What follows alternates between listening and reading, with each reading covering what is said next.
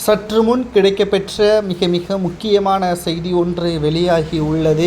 செந்தில் பாலாஜியின் தம்பி அசோக்குமார் அவர்களை தற்பொழுது 4வது கட்ட விசாரணையில் அமலாக்கத்துறை அதிகாரிகள் பல்வேறு கேள்விகளையும் அதிமுகவின் ஆட்சியின் பொழுது செய்த மிகப்பெரிய மோசடி மட்டுமல்ல, திமுகவின் ஆட்சியில் கடந்த 3 ஆண்டுகளாக செந்தில் பாலாஜி கைது செய்வதற்கு முன்பாக வரை பல கோடிகளை மோசடி செய்திருக்கிறார்கள்.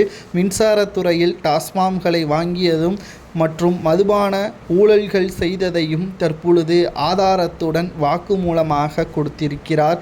இதில் யாரெல்லாம் சிக்குவார்கள் என்று நாம் விசாரித்த பொழுது 1வது இடத்தில் துணை முதல்வர் உதயநிதி ஸ்டாலின் பெயர் இடம்பெற்றுள்ளது. இது மிகப்பெரிய அளவில் சர்ச்சையை ஏற்படுத்தியுள்ளது.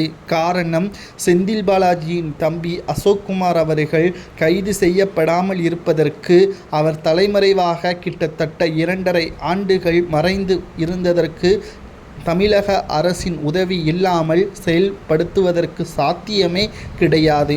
மத்திய போலீஸ் மற்றும் பாதுகாப்புத்துறை அதிகாரிகள், சிறப்பு தனிப்படை பிரிவு அதிகாரிகள் தேடுதல் வேட்டையில் ஈடுபட்ட போது கூட செந்தில் பாலாஜியின் தம்பி அசோக்குமார் எங்கே இருக்கிறார் என்ற உண்மைத்தன்மை தெரியாமல் இருந்தது. ஆனால் கடந்த சில வாரங்களுக்கு முன்பாக அவர் தானாகவே சென்னை சிறப்பு நீதிமன்றத்தில் ஆஜரானார். ஆனால் எதற்காக ஆஜரானார் என்று பல்வேறு விவாதங்களும் சமூக வலைதளங்களில் முன்வைக்கப்பட்டன. ஆனால் நாம் ஏற்கனவே பார்த்திருந்தோம், செந்தில் பாலாஜியை வைத்தும் அவரது தம்பியை வைத்தும் தான் சட்டசபை தேர்தலில் எதிர்க்கட்சியினர்கள் பிரச்சாரமே மேற்கொள்வார்கள்.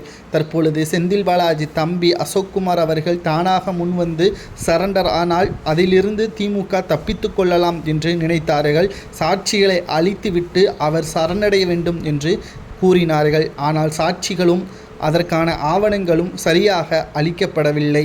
இதனால் தற்பொழுது செந்தில் பாலாஜியின் தம்பி அசோக்குமார் அவர்கள் கொடுத்த ஆவணங்களும் பழைய மிக முக்கியமான கைப்பற்றப்பட்ட ஆவணங்களும் ஒத்து போவதால் செந்தில் பாலாஜி தம்பி அசோக்குமார் தான் மிக முக்கியமான குற்றவாளி. இதற்கு பின்னால் திமுகவின் அமைச்சர்களும் அவர்களது பினாமிகளும் இருப்பது தெரிய வந்துள்ளது.